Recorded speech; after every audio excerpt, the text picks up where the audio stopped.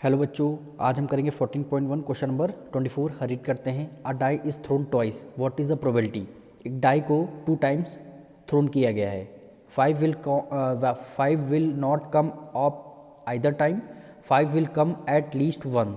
यानी प्रोबेबिलिटी आपको बतानी है जो 5 है कितने टाइम नहीं आया है उसकी प्रोबेबिलिटी बतानी है, और सेकंड पार्ट में 5 जो है कितने टाइम्स आया है उसकी प्रोबेबिलिटी आपको बतानी है।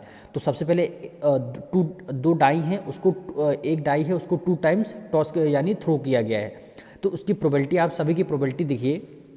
ये टोटल आउटकम हमारे कितने हो गए। ये 5 के आउटकम हमने केवल लिखे हैं।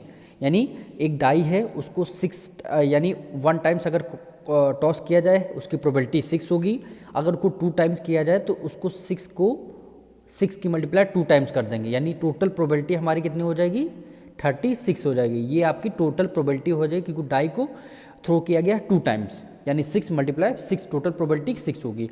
अब 5 के हमने आउटकम लिखे हैं 1,5 2,5, यहाँ पे आ गया 3,5 फिर 4,5 5,5 फिर 6,5 5,1 5,2 5,3 5,4 एंड 5,6 हो गए। ये प्रोबेबिलिटी कितनी 11 है। 11 जो है आउटकम हो गए।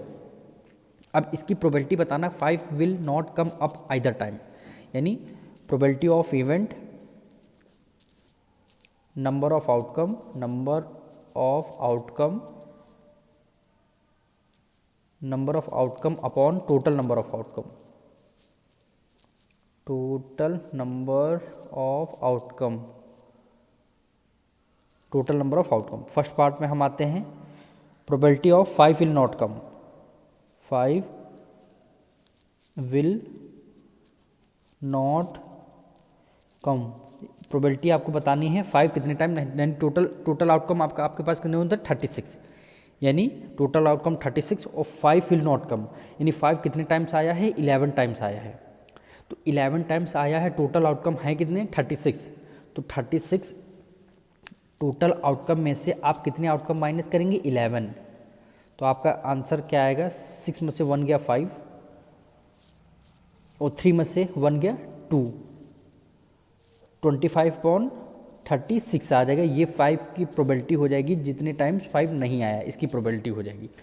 अब सेकंड पार्ट में हमसे बोल रहा है probability of 5 will come, 5 will come at least 1, यानी 5 विल कम। 5 कितने टाइम आया है, टोटल प्रोबेबिलिटी कितनी हो गई 36 हो गई, और 5 कितने टाइम 11 टाइम्स आया, तो 11/36 ये आपकी 5 की प्रोबेबिलिटी है। 5 इतने टाइम्स आया है, 5 विल नॉट कम, ये आपकी नॉट की प्रोबेबिलिटी हो गई। अब मिलते हैं नेक्स्ट वीडियो में।